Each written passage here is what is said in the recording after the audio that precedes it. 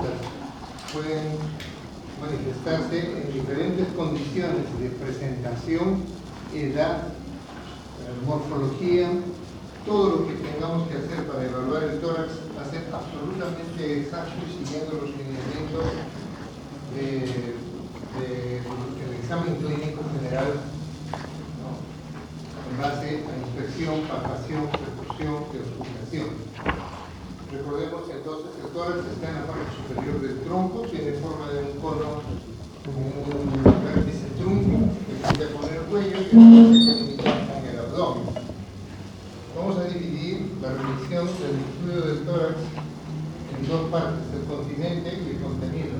Estructuralmente el continente está dado por la caja musculoesquelética, esternón, columna dorsal y 12 pares de arcos. El límite superior se da mediante una idea de continuidad con el cuello. En cambio, en la parte inferior el límite es claro porque está dado por un órgano muscular que es el diafragma.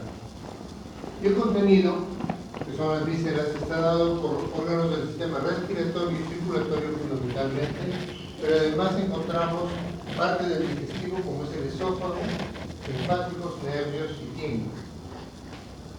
Este gráfico del famoso dibujante mexicano Frank Netter nos muestra el haber levantado el peto postoesternal para ver la caja torácica tal cual, donde podemos reconocer la parte del continente, que es la caja musculoesquelética, el diafragma, que está visto en la parte de abajo. Arriba el cuello no tiene límite definido. Y el contenido dividido en dos mitades. Las dos mitades del tórax tienen un sencillo nombre, emitórax derecho y emitórax izquierdo. En cada emitórax hay un pulmón. En el medio de ambos pulmones un espacio que se llama mediastino. En la parte baja del mediastino un saco seroso que contiene el corazón. En cada emitórax estamos viendo una serosa, en color perlado, que tapiza la caja torácica, que cuando llega al ilio se refleja y cubre cada pulmón. Son las pleuras, la que tapiza la caja se llama pleura parietal, la que tapiza el pulmón se llama pleura visceral. El espacio entre ambas pleuras es virtual, quiere decir que los pulmones se insuflan durante la inspiración, pierden volumen en la expiración, pero no se alejan mucho de la pared torácica. Entonces hay un deslizamiento fino y continuo, merced a una cantidad mínima de líquido que lubrica las hojas serosas y que evita su fricción, creando un proceso inflamatorio. Este líquido, lo van a revisar ustedes a propósito de sus seminarios, puede tomar condiciones de un volumen significativo, tomando el nombre de derrame pleural. En condiciones especiales, este derrame puede terminar infectándose, constituyéndose un envío. En cualquiera de ellas, tanto en la condición de derrame como en la de empiema, o si la ocupación se da por un contenido sanguíneo, que es lo que ocurre en un traumatismo, y donde tendremos un hemotórax. Si el pulmón se colapsara por una pérdida de volumen, ¿cuál va a ser su condición? Colapso, porque hay un contenido de aire que ocupa la caja de ese hemitórax y el pulmón retrae su tamaño, es un neumotórax. Entonces son temas que van a ver ustedes en sus seminarios. El continente está armado por una caja esquelética, repitiendo otra vez, esternón, 12 pares de arcos costales y la columna dorsal. Tanto en el esquema como en la maqueta, ustedes van a encontrar que se encuentran adosados clavícula y omóplato, inclusive en la maqueta están los húmeros, que no corresponden en sí al tórax, pero que correspondiendo a la cintura escapular están involucrados por su posición en esa representación. Las costillas se pueden ver de dos colores, porque tienen una porción ósea hasta determinado punto, que luego se continúa con un cartílago que va a insertarse en la cajilla lateral de los bordes derecho e izquierdo del esternón. El esternón es un hueso que es plano, es formado por varios elementos germinales desde la vida embrionaria que terminan armando unos núcleos aislados que se llaman esternebras, pero que se definen ya para el nacimiento luego en manubrio, cuerpo y apéndice cifoide. El manubrio esternal tiene una forma trapezoidal, el cuerpo esternal es alargado, tiene una cara anterior y una posterior duras, pero al medio tiene una porción esponjosa, y el apéndice cifoides le continúa, pero le continúa no siempre directamente. A veces el apéndice cifoides se inserta o viene desde detrás del esternón. También el apéndice cifoides tiene formas variadas. En este caso, por ejemplo, no muestra muy claro el cifoides, pero es un poco lineal. En cambio, aquí tiene como un ojal, tiene una perforación al medio, es ojival. También hay cifoides bífidos. Entonces, ahí debajo del cuerpo esternal aparecen dos apéndices. Y por último, puede ocurrir que saliendo de la parte de atrás del esternón tome la forma de un abanico muy amplio y que se dirige hacia adelante en esta posición. Entonces, algunas madres, cuando a los niños les palpan esto, el niño protesta de dolor, pero les llama la atención el gran relieve que hace y consultan si se trata de un problema de un tumor. Entonces, hay que tranquilizarles, es simplemente una cuestión morfológica, y sí recordar que el apéndice cifoides es muy doloroso si lo manipulamos. Lo movilizamos, pues. Vamos a ver una imagen del esternón visto de perfil. Entonces es un hueso de tipo plano, pero entre el manubrio y el cuerpo existe una pequeña angulación hacia adelante, que es una eminencia que palpamos desde fuera. Se le conoce con el nombre del ángulo esternal. Este ángulo esternal nos presenta a los costados una carilla articular muy interesante, porque esta carilla recibe el segundo arco costal. Entonces, por encima de esta carilla tenemos el primer espacio intercostal y por debajo tenemos el segundo. Al tener que trabajar un drenaje, si vamos a colocar un dren en el segundo espacio intercostal, línea media clavicular, palpamos el reborde del ángulo esternal y nos dirigimos perpendicularmente hacia afuera y caemos en el segundo espacio intercostal. Aquí tenemos las articulaciones anteriores de la caja torácica. Entonces tendremos la esternoclavicular, es una articulación sinovial, es una articulación en silla de montaje. La manubrio esternal es una articulación de continuidad, es una sínfisis, como lo es la cifoesternal también. Las costoesternales, la primera es una sinfondrosis, de la segunda a la séptima es una sinovial plana. Las intercostales o intercondrales son sinoviales planas y la costocondral es cartilaginosa primaria. Aquí tenemos una costilla para recordar su anatomía. Las costillas son huesos largos, debieran ser huesos largos y planos, pero son curvos, son arcuatos. Entonces, la parte posterior tiene los elementos de fijación de la costilla. En la porción posterior está la cabeza, el cuello y el tubérculo de la costilla. Son los elementos que van a reconocer. Esta es la cabeza, luego viene el cuello y el tubérculo. La cabeza se va a articular en la cara lateral del cuerpo vertebral. Luego viene el cuello y el tubérculo se articula con la apófisis transversal de la misma vértebra. Entonces le da dos puntos de inserción y fijación en la caja esquelética. El resto del hueso hace un viaje hacia adelante y abajo. Entonces, los huesos no son, las costillas no son horizontales. Las costillas son oblicuas, de atrás adelante y de arriba abajo.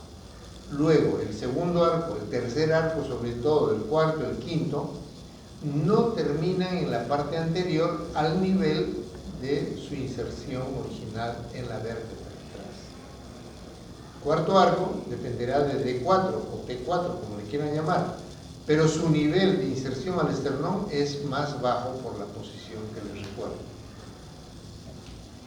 Vistas todas las costillas en conjunto como en la maqueta anterior, tendrán un punto de la curvadura de atrás que le llaman el ángulo posterior y otra anterior que le llaman el ángulo anterior, que no se utilizan mucho en reparos, pero sí recordemos que los bordes de las costillas son el borde superior romo, el borde inferior afilado, pero detrás del borde inferior afilado existe un pequeño desnivel que hace como un pequeño relieve donde se van a alojar vena, arteria y nervios subcostales.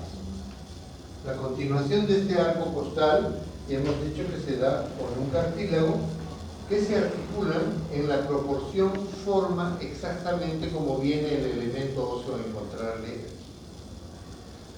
Vamos generalmente a trabajar los bordes superiores de la costilla para punción, para biopsia, para drenaje, para una cirugía, etc. Siempre pensando en trabajar por borde superior. Entonces, hay que recordar los números que corresponden a los espacios debajo del primer arco costal y del primer espacio intercostal, y así sucesivamente. De estas costillas hay que recordar que los dos últimos pares se llaman flotantes porque no tienen un cartílago que viaje hasta el esternón. Quedan, apenas han nacido de la columna vertebral, quedan hacia la línea axilar posterior aproximadamente, siendo más cortas las del par 12 que las del par 11. Por eso se llaman flotantes, no llegan hacia adelante. Estas son las articulaciones posteriores de la caja torácica. Las intervertebrales en la columna corresponden a articulaciones de tipo sínfisis, así como son las del esternón, estas son sínfisis. Las costovertebrales a nivel de la cabeza y las costotransversas a nivel de la fossis transversa son sinoviales planas. Son articulaciones de tipo sinovial plano. Una vez que tenemos en recuerdo la configuración de la caja torácica, ahora sí podemos hablar de elementos que nos pueden llevar a la cirugía, o sea, la patología que corresponde a la caja. A la izquierda tienen ustedes el tórax excavado, bien llamado pectus excavatum en latín, y a la derecha el tórax en quilla, llamado pectus carinatum. En ambos casos se trata de un desarrollo anormal de los cartílagos, que además exceden en longitud y que en el caso del excavado llevan el esternón hacia la columna, lo llevan hacia adentro, mientras que el carinado llevan el esternón hacia adelante. No son malformaciones únicas, a veces se acompañan de otras malformaciones en el organismo, así que hay que estar atento al examen clínico en el paciente. En el caso del excavado, lo que ocurre es que al llevar el esternón hacia la columna, se estrecha el espacio entre el esternón y la columna vertebral, que es donde en el mediastino tiene que alojarse el saco pericárdico con el corazón. Al reducirse este espacio, ¿qué va a ocurrir? El corazón va a luxarse, va a migrar hacia la base del tórax izquierdo. ¿Qué más conlleva esto? Una disminución del volumen del pulmón izquierdo, porque el corazón está ocupando casi la base del tórax izquierdo. Pero no le falla la ventilación ni la oxigenación al niño o al paciente, ¿verdad? Porque el pulmón derecho tomará un tanto de mayor volumen. Entonces, compensa. En el caso del pectus carinatum, el esternón va hacia adelante. Los hemitórax no sufren cambios. El corazón no se desplaza. Hay un mayor volumen, si se quiere, antero o posterior. Y sin embargo, en ambos casos, los pacientes acusan punzadas, dolores, agitación, palpitaciones, dicen los pacientes. Y se supone que al exigir con estos síntomas a los padres una visita al médico, están buscando una corrección de estos síntomas que no son totalmente reales. O sea, mucho de esto está ideado por el paciente para generar la atención médica. ¿Y cómo lo vamos a resolver? Hay que operar a los pacientes. Entonces extirpamos, la cirugía clásica es extirpar los cartílagos, es una condrectomía bilateral para reacomodar el esternón, sacarlo en el caso del excavado o hacerlo caer en el caso del canitado. Actualmente hay cirugía moderna por videotoracoscopía. En vez de hacer la incisión longitudinal amplia, hacemos una incisión lateral pequeña en cada lado. Pasamos una barra metálica viendo por dentro con una cámara de videoscopía y procuramos que la parte más hundida del excavado salga hacia afuera con una barra de acero que la dejaremos 2 años. Es la técnica de NASS, N-U-S-S. N-U-S-S.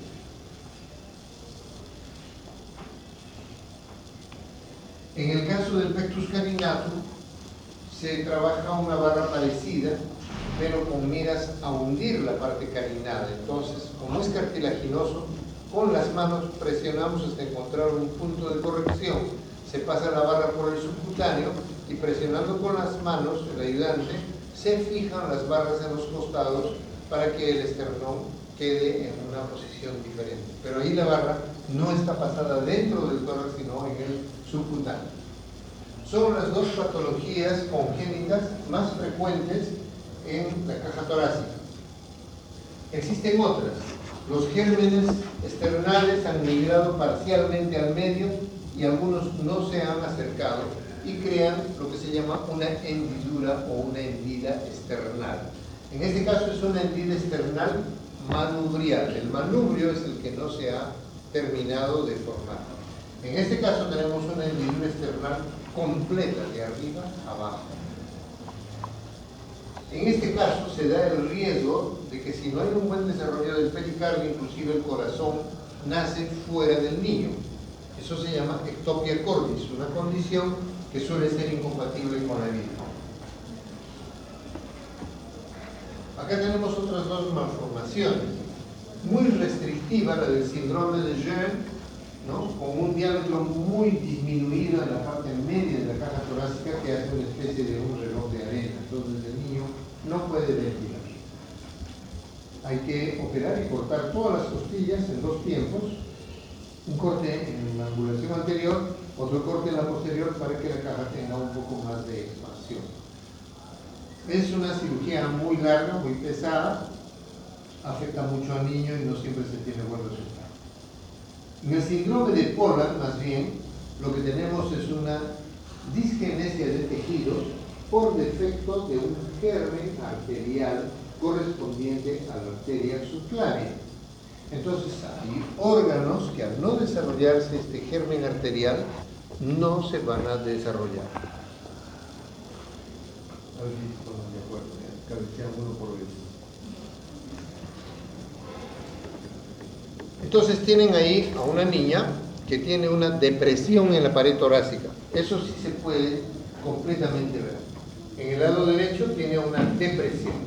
Si esta niña tose o puja o llora, cuando son más pequeños, sobre todo cuando lloran, se ve una herniación del pulmón a través de la caja torácica en esta zona. ¿Por qué hay defecto? Faltan arcos costales, faltan pectorales mayores, eventualmente faltan los pectorales menores y la fascia endotorácica está con el subcutáneo prácticamente. Entonces el pulmón se va a herniar porque no tiene una retención, no hay tejido que la retenga. ¿Qué más hay en el síndrome de Pollard? Ya es un adolescente, entonces es evidente que tiene una amastia. Y además de la amastia tiene una atelia, no tiene areola, no tiene pezón. Entonces, la cirugía en este caso es una cirugía de orden reconstructivo, que se recomienda no acometerla durante la pequeña infancia, durante los primeros años de vida. Podemos vigilar a esta paciente durante todo su desarrollo hasta la adolescencia para tener una prospectiva prospección de cómo va a desarrollar la mama del lado sano para generar una plastía. Lo hemos hecho con dorsal ancho, que lo hemos traspolado de la parte posterior hacia adelante para que sea una base tensa, firme, que cierra el orificio de la caja torácica.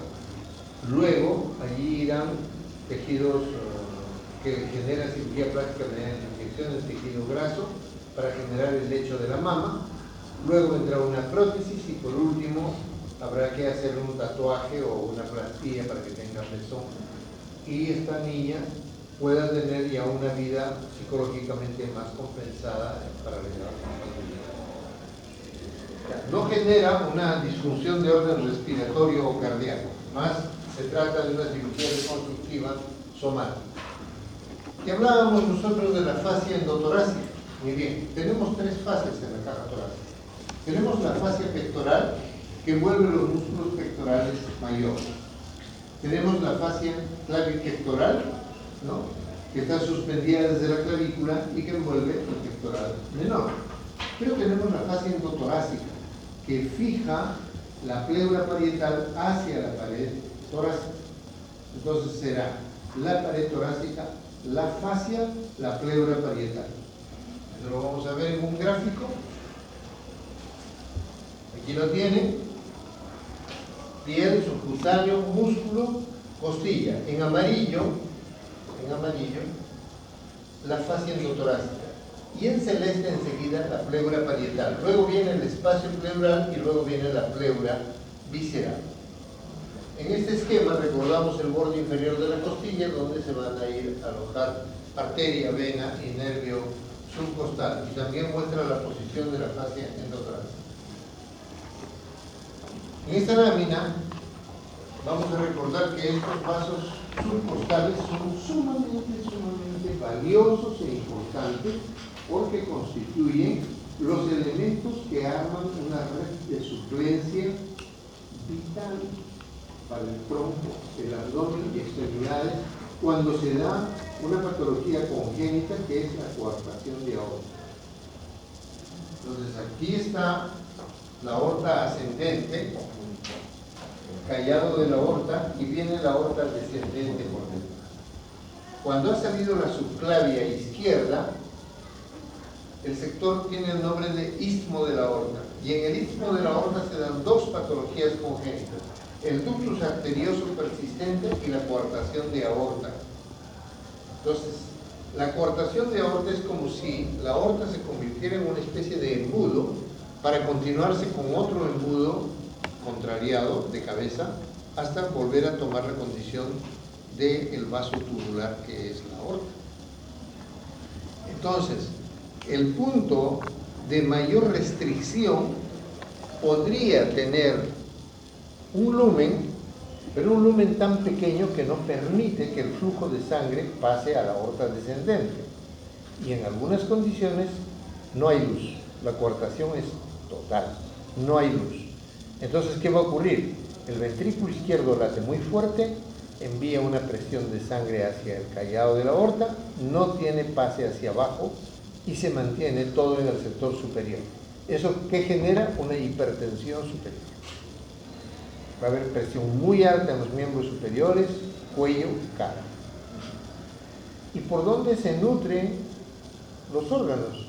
Por debajo. ¿Cómo van a nutrirse? ¿Cómo van a salir las arterias bronquiales, la mesentérica superior, las renales? ¿Cómo van a llevar sangre a sus órganos? El organismo se arregla a través de las arterias subcostales. Entonces, aquí hay hipertensión. Por el tronco brachiocefálico a la subclavia entra un buen volumen de sangre que bajará por sus mamarias internas que viajan a los costados del esternón. Acá están las mamarias. Cada mamaria echa un ramo por debajo de arco costal que viaja hacia atrás encontrándose con un ramo que sale de la aorta descendente y viaja bajo la costilla para ir hacia adelante. Luego, no podemos decir que el vaso nace de la aorta y termina en la mamaria, o nace en la mamaria y termina en la aorta, pero se arma un circuito debajo de cada arco costal. La suma de todas las arterias intercostales permite que la sangre viaje de las mamarias hacia la aorta descendente y luego por allí sigue viaje para abdomen y miembros inferiores. ¿Alguien sabe de un segundo circuito? ¿Cómo se alimentan los miembros inferiores en la coartación de aorta? Los niños con coartación de aorta, muchos que no han sido examinados, no son diagnosticados y hacen una vida casi normal, llegan a ser inclusive deporte. Hay un poco de hipotrofia en miembros inferiores, pero los niños son niños y se desarrollan y hacen algo de deporte. ¿Quién sabe del segundo circuito? ¿No se acuerdan? Hemos hablado de las mamarias.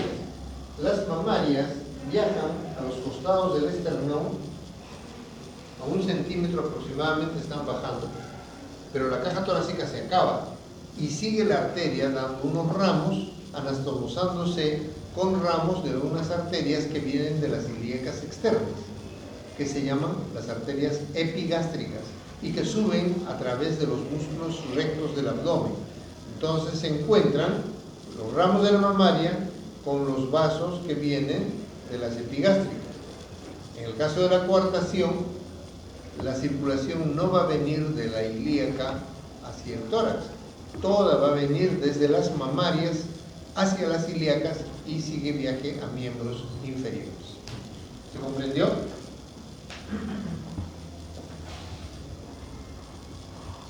Las venas van a hacer un recorrido similar, se van a reunir formando los sistemas ácigos. El más presente es la ácigos mayor, que está al lado derecho, y que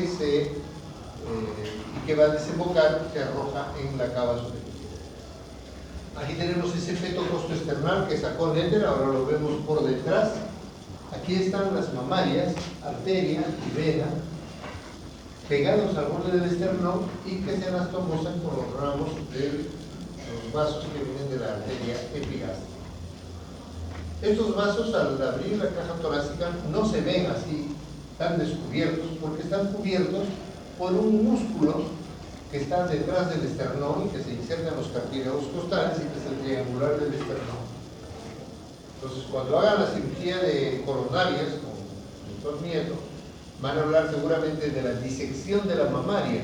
Hay que disecar la mamaria lo más alto que se pueda y lo más lejos que se pueda de los ramos, y se la independiza, se liga a la parte distal para que vaya sangrado de abajo, y este vaso se va a colocar en una de las coronarias como bypass coronario.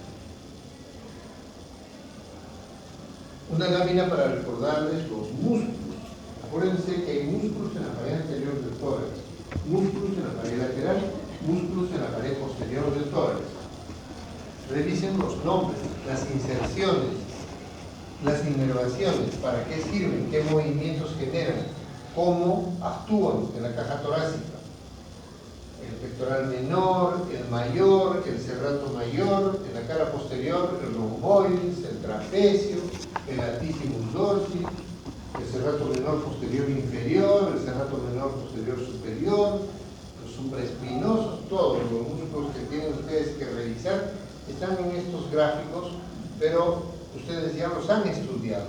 Yo tengo que pensar que ustedes los conocen y los conocen muy bien, así que no se sorprendan que pueda ser motivo de una pregunta en el examen por un abordaje de caja torácica, por una lesión en la caja torácica, los músculos que comprometen. Este es el músculo triangular del esternón, que también tiene el nombre de músculo transverso del tórax, que está visto por la parte posterior. En la parte baja está el diafragma, para que vean la posición, cómo se cierra la parte anterior del seno costodiafragmático. En esta lámina solamente queremos recordar que los músculos de la caja torácica no actúan individual.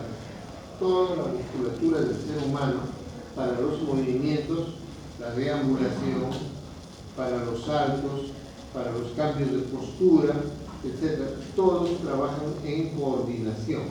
Si aquí pensamos que se trata de un atleta, todos los músculos están trabajando en su desplazamiento, incluidos los auriculares, tanto palpebrales como los de la boca, porque estará pensando en cómo respira, qué movimientos ejecuta para abrir y cerrar los ojos. Entonces, toda la gestión de dinámica del individuo es un plan de coordinación completa de todo el sistema en la biología. Pero para la respiración tenemos músculos específicos. Entonces, los pectorales intervienen en la respiración, los rectos abdominales son directamente inspiradores. No, vamos a ver los músculos de la inspiración. Los principales están aquí abajo en este grupo. Tenemos los intercostales externos. ¿Qué hacen? Elevan las costillas. Y al elevar las costillas, amplía el volumen de la caja torácica. ¿Qué más tenemos?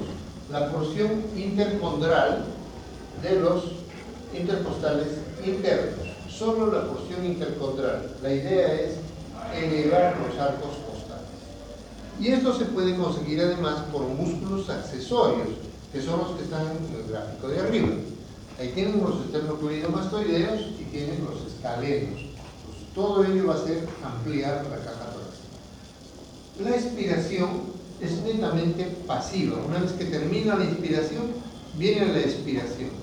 Pero para una expiración completa hay un poco de apoyo mediante respiración activa en base a los intercostales internos en su porción costal, no la condral, porque la porción condral hace elevar las costillas, contribuye en la elevación. Entonces, esta porción condral es inspiradora y la porción costal de los intercostales internos es para la expiración. Y los músculos abdominales, el recto abdominal y los oblicuos ayudan también a bajar los arcos costales, o sea, contribuyen o apoyan la expiración. El diafragma, que en una radiografía o en un diseño gráfico lo vemos siempre con la curva o el domo derecho más alto que el izquierdo, en las radiografías se ve muy densa esta zona por el hígado y aquí se ven unas grandes burbujas, a veces solamente la cámara gástrica o a veces el ángulo esplénico del colon, ¿no? En el momento de la inspiración, esta curva desciende y para la expiración asciende. Para la inspiración van a aumentar los diámetros de la caja torácica y para la expiración hacen que la caja se reduzca. Bien, hemos hablado un poco de la pleura. Dijimos que había pleura que se pegaba a la precostal. Esta que se llama la pleura parietal tiene diferentes nombres. Cuando se pega a la pared costal se llama la pleura parietal completamente. Pero llega al punto en que va a cubrir el mediastino, se llama la pleura mediastinal. Y en la parte baja va a cubrir el diafragma. Entonces decimos pleura diafragmal. Utilizamos esta variedad de nombres formalmente para puntualizar, por ejemplo, donde encontramos lesiones, vamos a suponer tumorales, que se encuentran alojadas o que se han detectado en la zona de la pleura diafragmática derecha. Ya sabemos dónde estamos ubicando la lesión. ¿De acuerdo?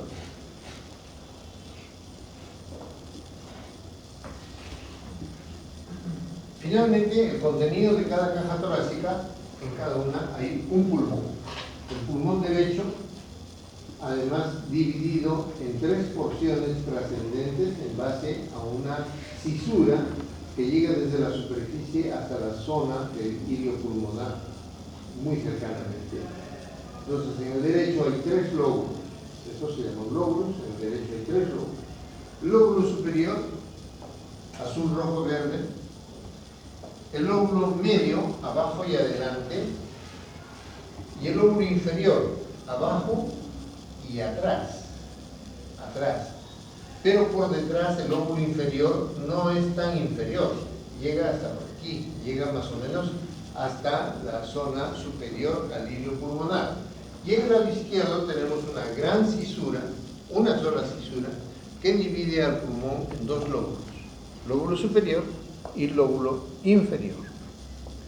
Además, ustedes pueden ver una separación en el esquema por color. Cada lóbulo se divide en segmentos que eso es lo que están señalando los pronombres. Entonces, el lóbulo superior tiene en el lado derecho 3 segmentos, sí. ¿Cómo se llaman? Recuérdenlo. Eso está en su estudio de anatomía.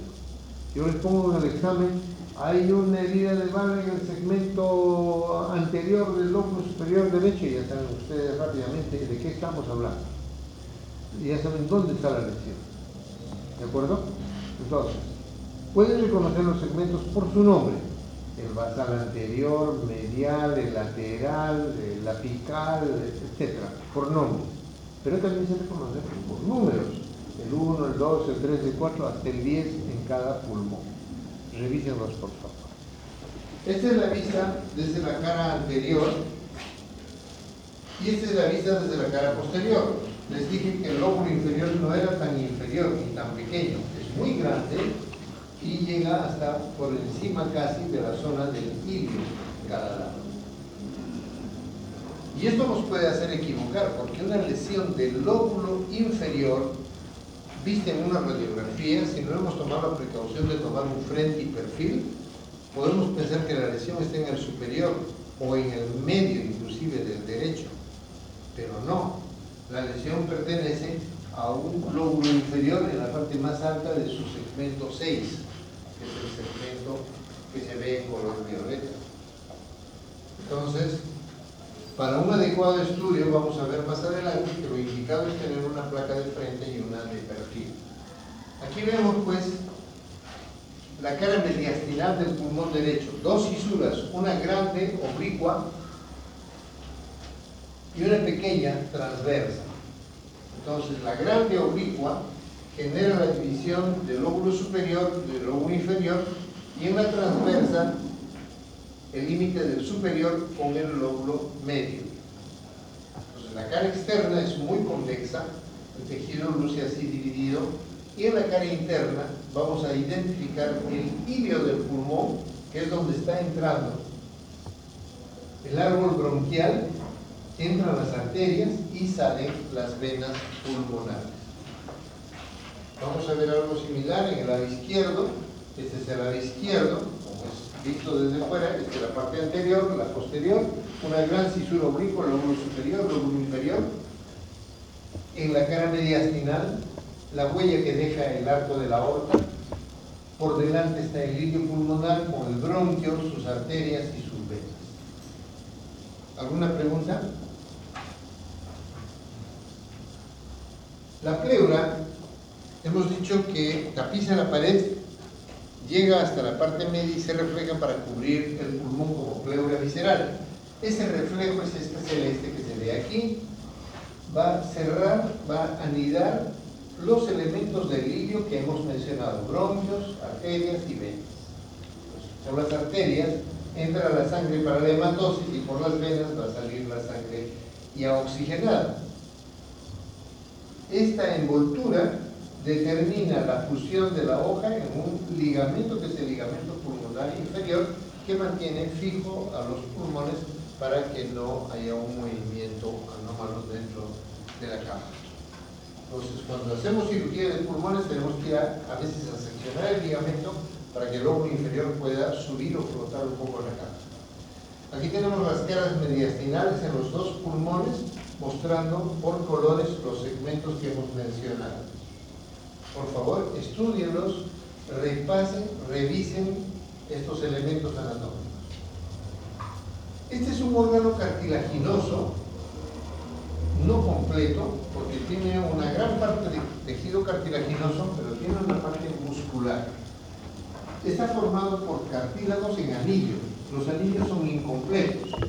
Entonces, esta es la parte anterior, esta es la parte posterior de la sección de este órgano que se llama la tráquea, que comienza en la laringe y termina donde va a dar las ramas bronquiales o bronquiotroncos izquierdo y derecho.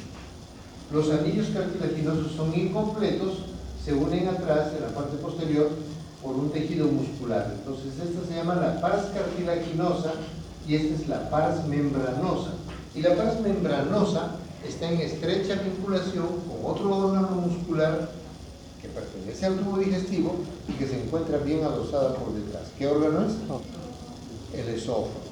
Entonces, cuando hay un cuerpo extraño, por una astilla, una espina, un hueso, el riesgo es de lastimar no solamente el esófago, se puede perforar el esófago y por la parte membranosa terminar creando una comunicación con la vía aérea y se crea una fístula tráqueo-esofágica. Esto ocurre a veces en los niños, cuando los niños vienen con una disgenesia, con una formación anómala del esófago y está descontinuado y hay que entrar a operarles, pero hay que cuidar mucho de que no se afecte la parte membranosa de la tráquea. Hay que continuar el esófago.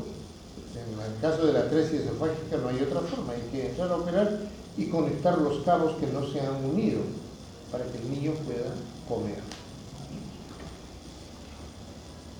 En el lado derecho vemos el epitelio que cubre la tráquea.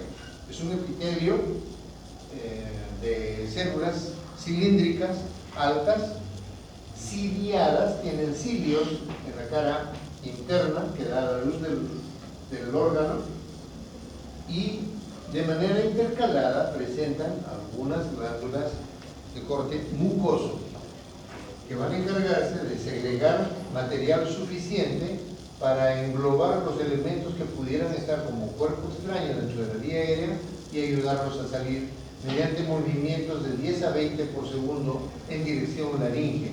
Entonces es una vista al microscopio electrónico donde se pueden ver las células con sus cilios.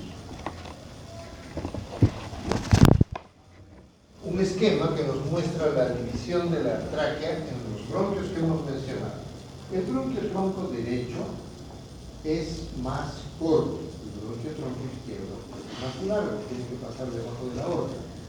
El bronquio tronco derecho sensiblemente sigue la dirección de la tráquea, es un tanto oblicuo hacia abajo. El bronquio tronco izquierdo es un tanto transversal. Hemos de cuenta, cuando un niño tiene un pequeño trozo de juguete, una piedra o un guisante en la boca y lo aspira, ¿a qué pulmón se va a ir? Con facilidad al derecho. Con mucha facilidad se va al derecho. Una gran parte de los cuerpos extraños que he debido remover en mi vida en los niños ha sido del bronquio derecho. Y del bronquio derecho en la parte basal, al lóbulo inferior. ¿Por qué? Porque el cuerpo extraño entra y sigue viaje por la línea más recta que puede. Una sola vez he tenido que trabajar a un niño que tenía un cuerpo extraño aspirado, pero alojado en el pulmón izquierdo. Eran dos hermanitos, uno de unos 5 años y el otro de 2 años, campesinos, jugaban en la chacra, la mamá estaba cerca, estaban jugando, pero en un momento dado discuten por algo. Y a la discusión, el mayor hizo sentir su peso del mayor.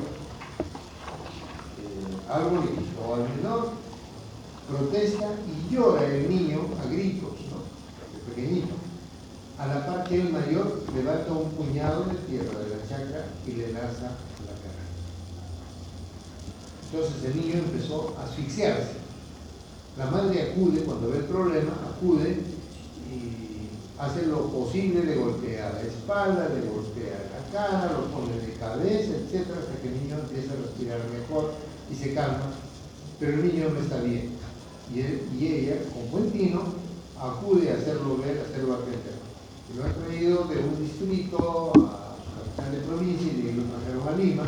Cuando le tomamos la radiografía había un cuerpo sólido en el bronquio izquierdo hacia el lóbulo superior. Ni siquiera había viajado hacia la língula o hacia el lóbulo inferior, estaba hacia el superior. Hemos entrado por broncoscopía y lo hemos visto, era una piedra. Era una piedra, larguita. No lo hemos podido remover con el material que tenemos para recuperar cuerpos extraños. Son pinzas especiales con unas dentaduras. No se podía remover porque la piedra estaba prácticamente encajada como un corcho en el bronquio. Así que con mucha pena, ante varios intentos frustros, tuvimos que decidir la cirugía. Le abrí el tórax al niño, tuve que buscar la zona del bronquio donde estaba encajada y se palpaba desde fuera, disecar bonito ese bronquio, hacerle una pequeña broncotomía para hacer el parto de la piedra, sacarlo por allí y volver a reparar el bronquio. Con tan buena suerte que el niño hizo una evolución impecable para el tipo de lesión y problema de corte infeccioso, como se supone que tenía que haber sido una piedra de chakra alojada en el niño. El niño ni se infectó, nada de nada, recuperó su pulmón y lo dimos de alta a los 10 días aproximadamente. Pero es la única vez que he tenido un cuerpo extraño alojado muy adentro en el bronquio izquierdo. Casi todos van a la parte inferior. ¿Quién tiene un lapicero Pilot o Pilot? ¿Puedo ver? Y creo que este es un Pilot, ¿no? Sí, sí es. Este es un bandido. Este es la parte espinal. No sé si siguen viniendo así. Lo acabo de tocar y ya se está saliendo. Tienen el hilo sumamente fino. Sumamente fino. Nada más lo acabo de tocar y ya está suelto. Hemos tenido hasta 3 o 4 niños que han aspirado este cono por estar jugando con el lapicero en la boca, de diferentes edades. Y el problema de este cono es que al aspirarlo y al irse al lóbulo inferior, viaja en esta forma. La parte más fina para adentro y la parte más grande para afuera, de tal manera que hacen casi lo mismo que la piedra, terminan encajándose en el bronquio y no hay forma de tener un punto de tracción como para recuperarlo. Así que nos ingeniamos y pedí una fibra de broncofibroscopía, una pinza muy muy finita, y la pasamos por el centro como si fuera la carga del lapicero. La pasamos por el centro y cuando pasamos al otro lado abrimos la pinza completamente y de ahí empezamos a nadar. Lo desencajamos y salimos. Ahora el problema era pasar la laringe, porque al querer pasar la laringe la pinza no tiene fuerza, podía soltarse de nuevo. Pero lo rescatamos y nos sirvió para la segunda, la tercera y la cuarta vez. Pero son accidentes que se producen en escolares, es muy fácil de resolver. Entonces, aquí tiene la disposición del árbol bronquial del pulmón derecho, estamos hablando justamente de esto. Los cuerpos extraños pueden terminar aquí. Ya no entran a los bronquios de segundo orden o tercer orden. El bronquio tronco derecho es muy corto y da la rama lobar superior enseguida, casi a 90 grados. Y se continúa con un sector que se llama bronquio intermedio. El bronquio intermedio nacen los bronquios para el lóbulo medio y para el inferior. En el izquierdo el bronquio es más largo, da solamente una división en 2 troncos, uno superior que va a dar la aireación de los segmentos 1, 2, 3 y de los 2 lóbulos, de los 2 segmentos lingulares, los de la língula, el cuarto y el quinto. Y el otro tronco va a dar aireación a los segmentos 6, 7, 8, 9 y 10. Bueno, esto era para hacerlo mover y ver la cara posterior, lo saltamos. ¿Cómo se vascularizan los pulmones y las pleuras? La vasculatura que ingresa groseramente a cada pulmón por el lirio está yendo a cumplir una función que no es nutricia. Son las ramas de la arteria pulmonar. La pulmonar nace del ventrículo derecho en tronco y da 2 ramas. Uno corto a la izquierda y uno largo que tiene que pasar detrás de la cava para llegar al pulmón derecho. Estas ramas son las arterias pulmonares que van a entrar al pulmón para dar arterias lobales, segmentarias, subsegmentarias, llevando sangre para la hematosis. Estas arterias pulmonares van a terminar entonces en su división en arterias de tipo segmentario. Pero ¿cómo se produce la nutrición de los tejidos? Porque tenemos necesidad de que haya nutrición tisular. Va a ser a partir de las arterias bronquiales que proporcionan fluido desde el lado sistémico. Entonces hay 2 en el lado izquierdo y una derecha que nacen directamente de la aorta. Y las venas bronquiales drenan solamente una parte de esta sangre, porque una buena parte se va a mezclar con la parte de circulación de tipo pulmonar. La pleura parietal se va a nutrir ¿por dónde? Por ramitos que nacen de las arterias subcostales. Vamos a saltar estos esquemas. Rápidamente hablamos de los plexos linfáticos pulmonares. Los plexos linfáticos en el interior del pulmón van a generar un viaje de linfa recogiendo procesos inflamatorios y tumorales hacia los nodos linfáticos pulmonares.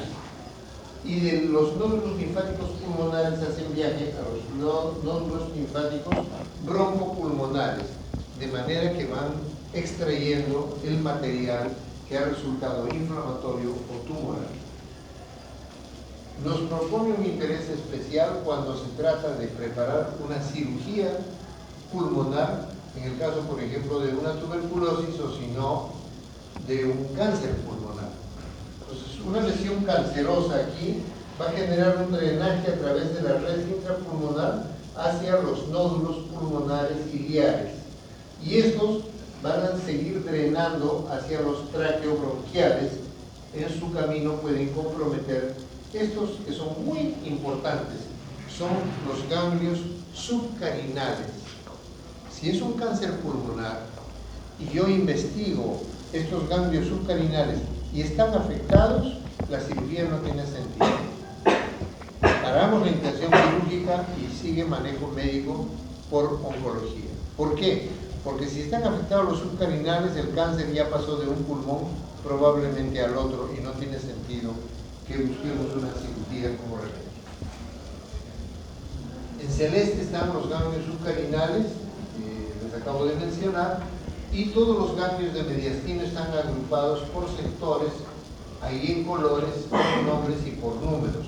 No les pido que los aprendan, es solamente para ilustración, para que sepan cómo tenemos que hacer nosotros el estadiaje del cáncer pulmonar. De un hemitórax al otro va a haber un espacio al medio donde se aloja en la parte baja del corazón, pero además hay otros elementos que están en este sector. Este espacio se llama mediastino, y el mediastino además se va a dividir en mediastino superior y en mediastino inferior. Y el inferior también lo vamos a dividir topográficamente en anterior, medio y posterior. El mediastino superior se encuentra por encima de un plano que viaja desde el ángulo esternal hasta el disco intervertebral de T4-T5. Por encima de este plano se llama mediastino superior. Por debajo de este plano se llama mediastino inferior. Y en el mediastino inferior, además, vamos a reconocer en celeste y violeta el mediastino anterior, el mediastino medio, donde se ubica el corazón, y el mediastino posterior pegado a la columna y a los arcos costales que le acompañan en el centro. Hay patología propia de cada uno. Aquí tenemos una vista del mediastino posterior, o sea que el mediastino posterior no está vacío. Ahí está la tráquea, está el plexo linfático, está el sistema nervioso simpático, está la aorta descendente, está el esófago. El mediastino posterior tiene órganos que generan patología de interés quirúrgico. En el mediastino anterior encontramos el timo. El timo es una formación elástica con la que nacen todos los niños, todos nacemos con una glándula funcionante detrás del esternón. Con el correr de los años, esta glándula, que tiene funciones en el desarrollo de la defensa del individuo, de la inmunología, va deteriorándose y se va degenerando en tejido adiposo. No sebáceo, sino adiposo. Cuando creamos a un adulto del corazón, al abrir el esternón y lo separamos, encontramos grasa. Ese tejido adiposo representa lo que en un momento fue el timo. ¿Qué patología tiene el timo? Puede generar miastenia gravis, o sea, no se deteriora del todo en grasa, parte de núcleos celulares se quedan aún vigentes, pero vivos funcionan mal, son disfuncionantes y generan alteraciones de la transmisión mioneural. O pueden generar tumores, como un timoma maligno. Hay otra patología que se ve en niños pequeños que es la hiperplasia benigna del timo. Es un timo muy grande, muy corpulento, pero que no hay disfunción. Entonces solamente lo vigilamos, el niño va desarrollando y ese timo no va a desarrollar más bien pareciera que va decreciendo. También podemos encontrar teratomas y linfomas. ¿Qué son los teratomas? ¿Recuerdan?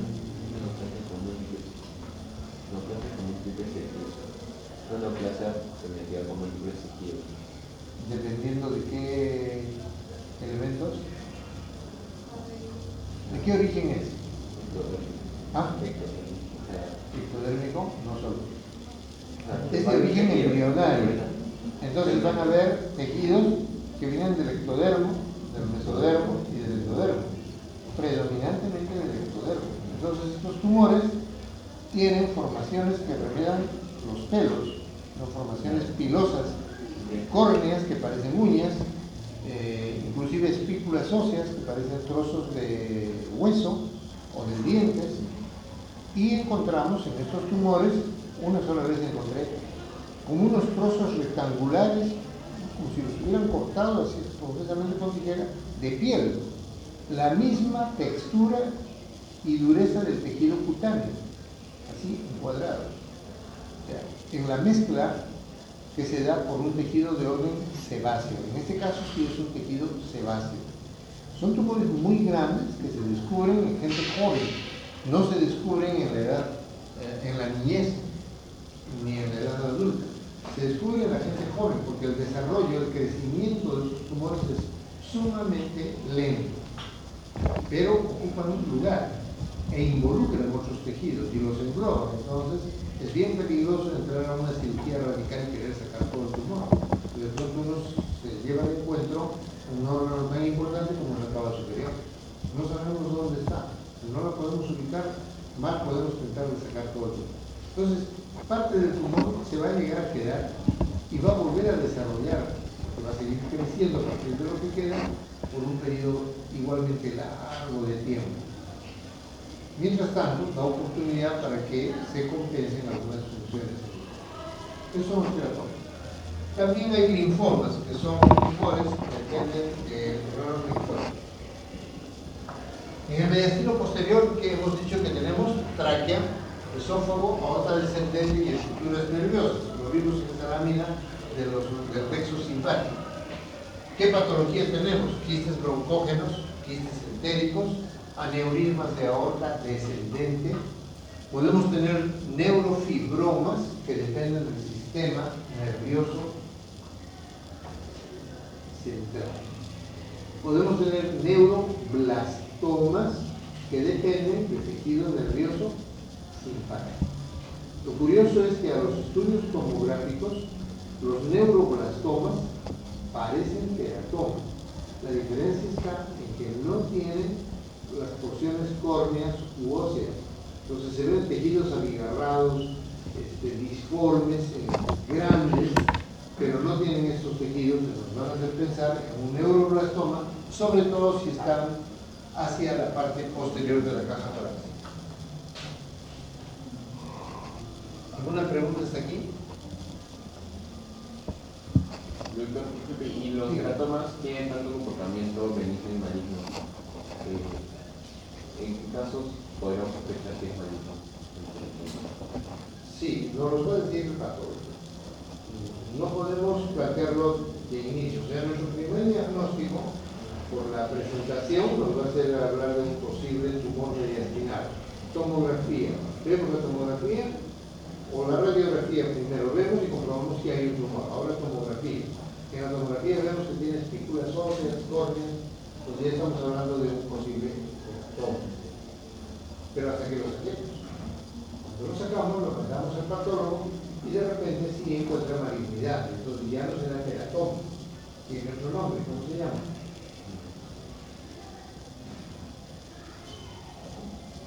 Por el tipo de órganos que se supone involucrados, será un teratosarcoma. Ese es el de malignidad.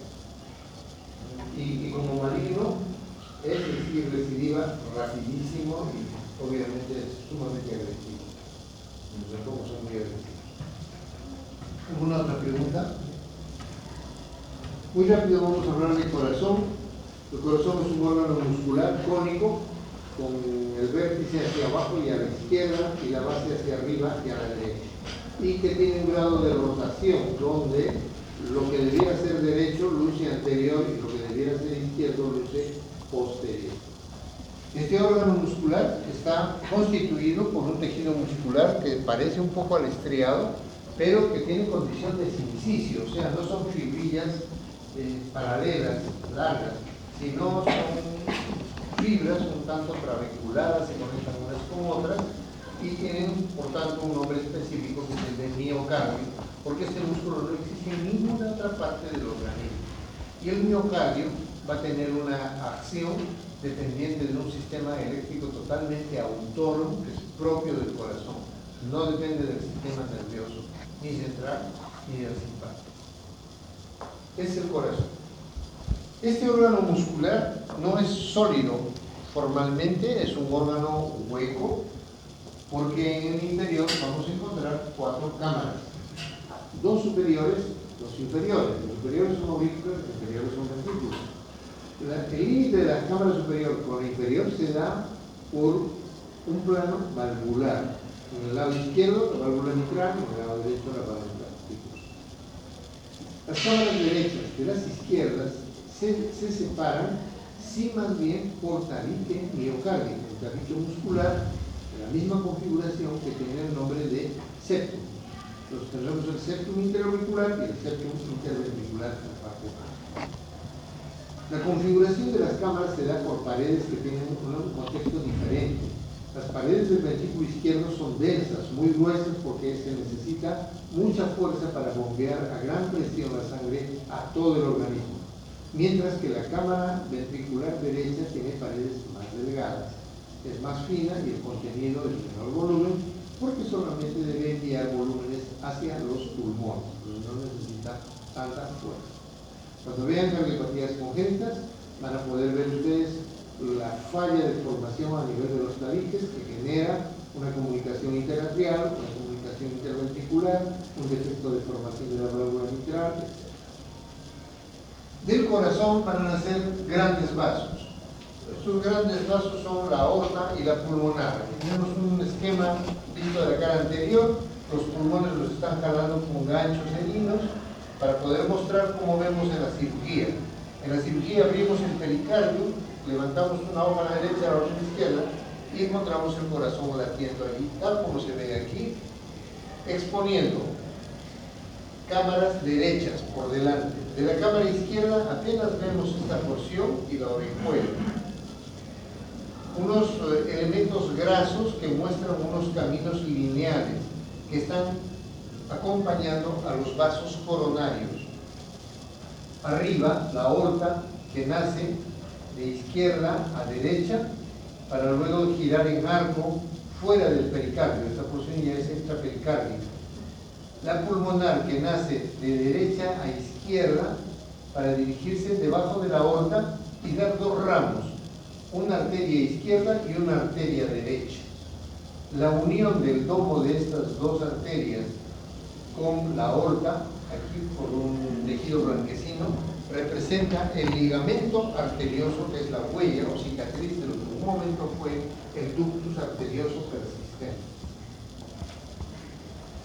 Y junto con el ligamento, el ductus arterioso persistente ya es patología, ductus arterioso. Junto con el ductus arterioso o el ligamento arterioso vamos a encontrar en posición un nervio importante que es el recurrente laringio izquierdo. Vamos a ver la cara posterior del corazón para que entonces podamos hablar de las cámaras izquierdas. Visto por detrás, aurícula izquierda, ventrículo izquierdo. Por el surco atrioventricular corre un colector venoso grande e importante que es el seno venoso, seno coronario, que se va a desembocar en la aurícula derecha cerca de la cava inferior. La aurícula derecha estamos observando la llegada de la cava superior y la cava inferior, una frente a la otra. A la aurícula izquierda le llegan 4 venas pulmonares, 2 superiores, 2 inferiores. En el caso del lado derecho es importante recordar que si tenemos 3 lóbulos, el lóbulo medio drena hacia la vena pulmonar superior derecha. Esa viene a ser una pregunta de examen importantísima a un residente, porque le vamos a operar. Tenemos que ver cómo cuida la vena del lóbulo superior derecho, si hay que operar el lóbulo medio. Porque un error implica que salgan los dos lóbulos, y eso es muy grave en un paciente. Este es el lóbulo inferior que drena a través de esta vena pulmonar inferior derecha. En el otro lado no tenemos problema, son dos lóbulos, dos venas que hacen el drenaje.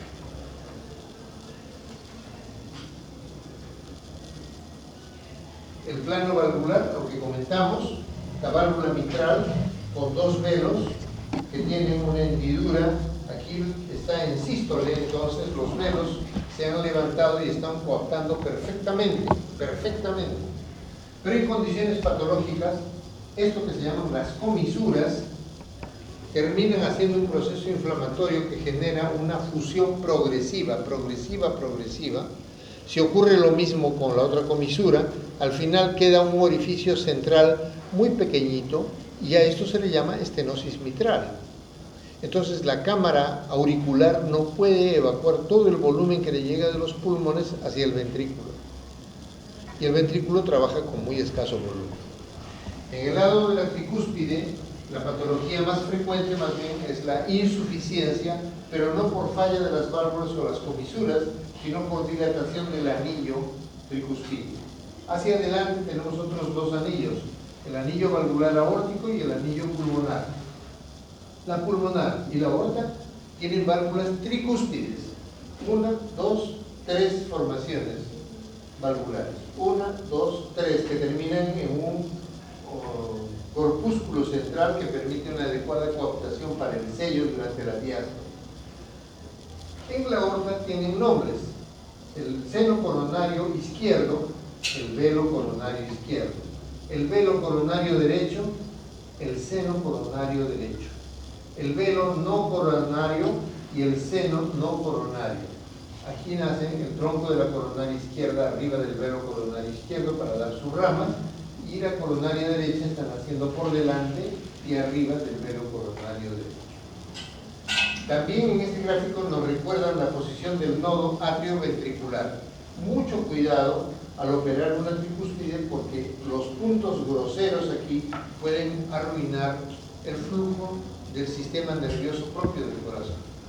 Del nodo sinusal va a venir una serie de influjos al nodo atrioventricular. Entonces, si nosotros suturamos o ajustamos esta zona, va a recibir el influjo, pero no lo va a transmitir adecuadamente a las de fibras, a las de Kiss, hasta las fibras de Purkinje, y vienen las arritmias, o viene la parada ventricular. Recordar que una rama de la coronaria izquierda bordea el anillo de la mitral, que es la circunfleja. Entonces, los puntos groseros que damos en el anillo de la mitral pueden lesionar la arteria circunfleja. El corazón como músculo necesita nutrición, se va a nutrir en base a los vasos coronarios. Entonces revisen su anatomía. El tronco de la coronaria izquierda da la descendente anterior, da la diagonal, da la circunfleja da marginales, etc.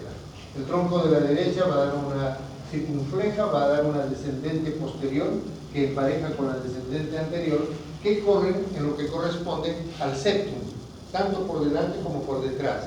Y de cada descendente anterior y posterior nacen arterias perpendiculares que nutren el tabique, que son las arterias septales.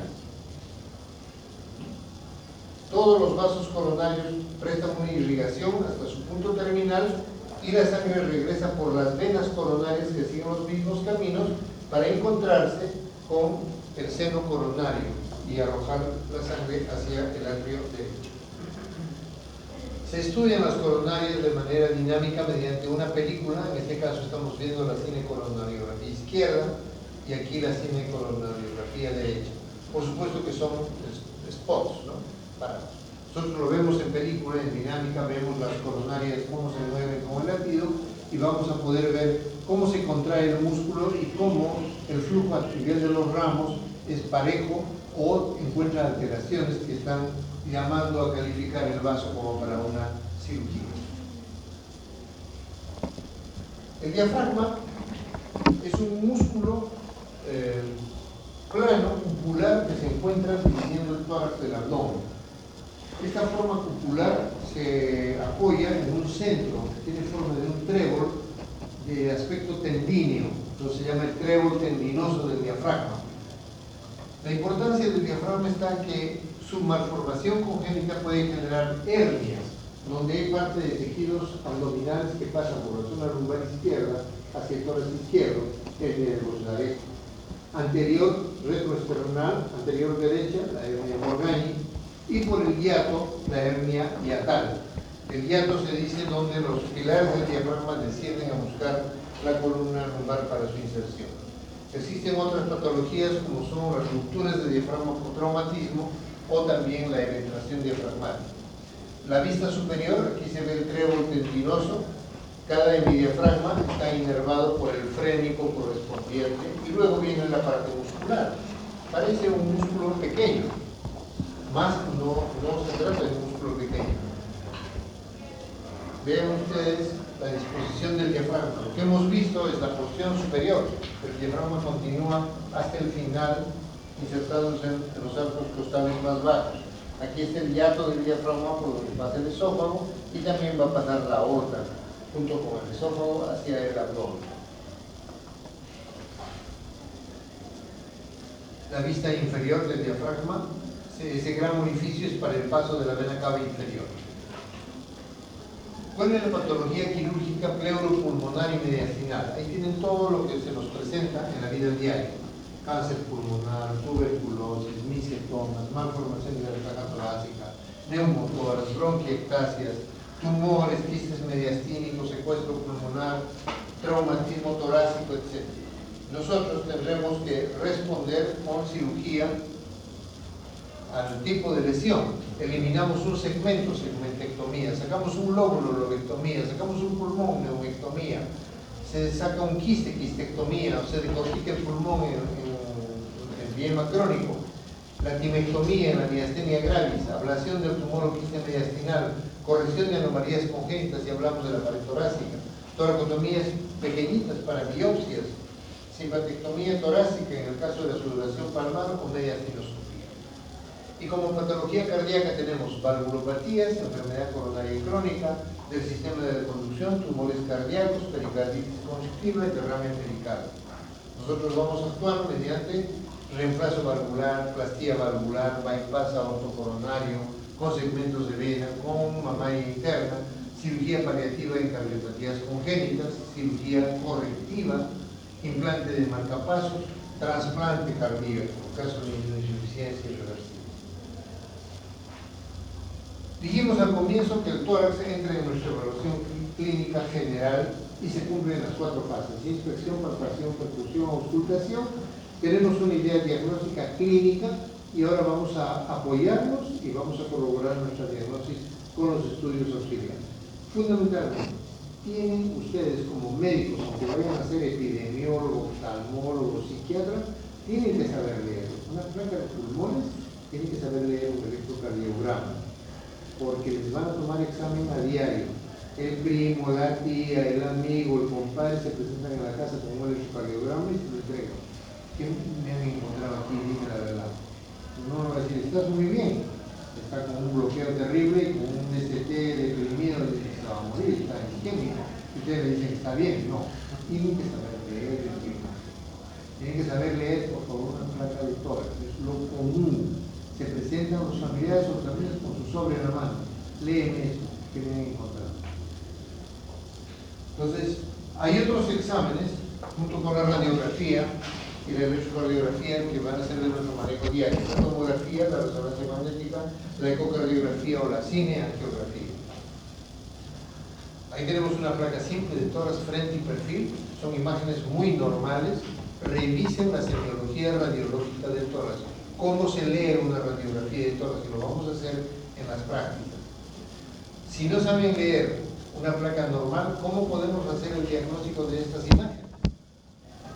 ¿Cómo vamos a opinar cuál es el lado enfermo y qué es lo que tiene?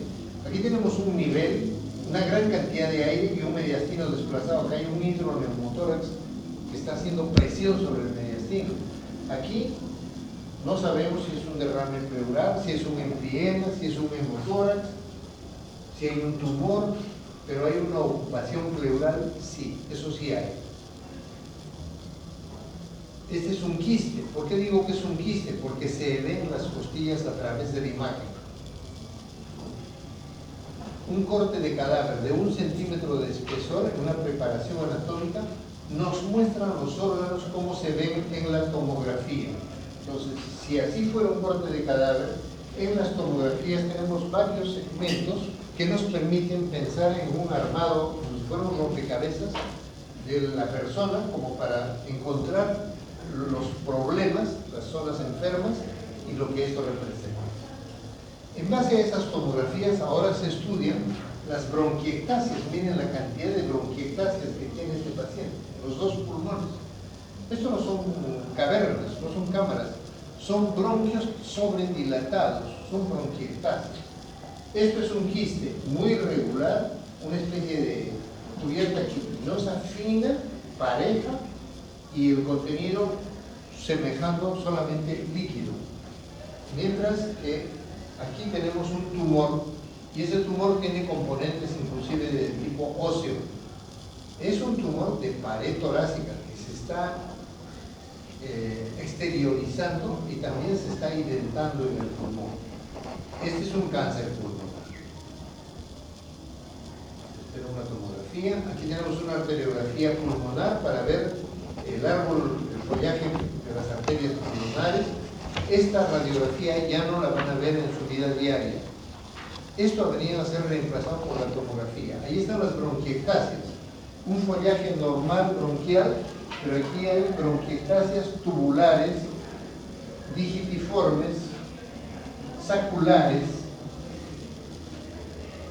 ¿no? Así estudiábamos en mi época las bronquiectasias. El corazón, cada elemento va a ir dando un estímulo eléctrico y un viaje de la onda que va a armar al final el PQRST que tienen que saber leer.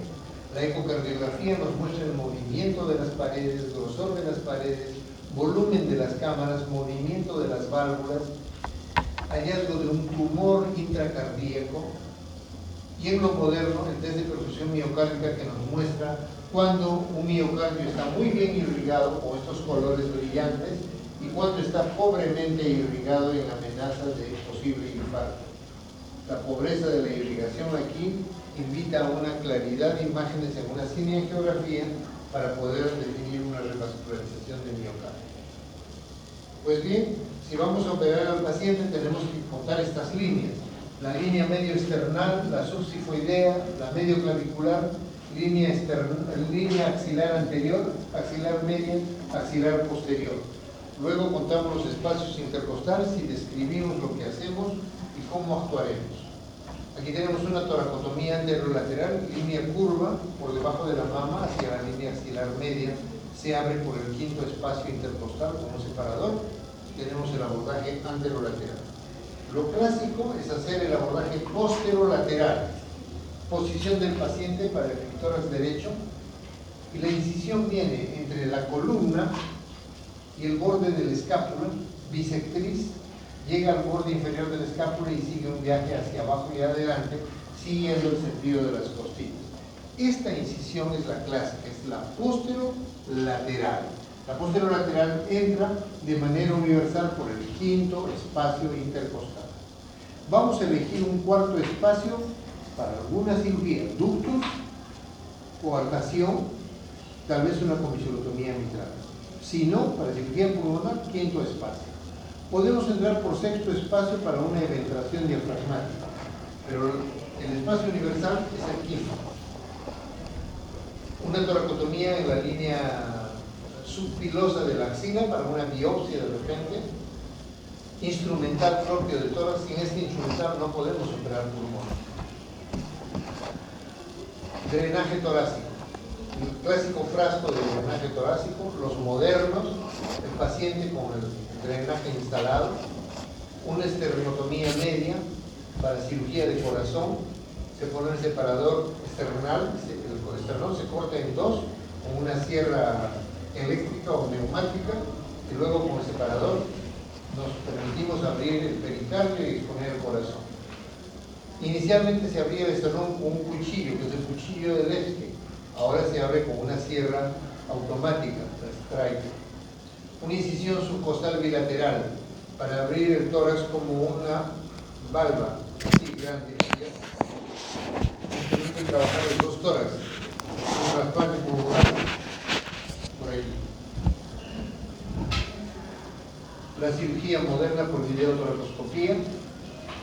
Lo que tengo en la mano es un tubo en ángulo recto que tiene una guía de luz fría, y el tubo en sí está en la parte baja por donde va a entrar la pinza por la que estoy biopsiando un ganglio de la zona traqueal o subcavilar. Esa es la mediastinoscopía. La incisión se hace igual que la traqueotomía en el cuello. ¿Alguna pregunta? ¿A qué nivel es la toracocentesa? A veces... El nivel que uno elige, donde un espacio, segundo espacio, séptimo espacio, sexto espacio, uno elige, pero la aguja debe ir por el borde superior de la costilla. La tomografía me va a decir dónde está la colección líquida, por eso es que no digo en qué espacio lo voy a hacer. No, puedo hacer una toracocentesis lateral y generalmente la hago posterior, con el paciente sentado, apoyado en una mesita, se hace la toracocentesis bajo la línea medio escápula.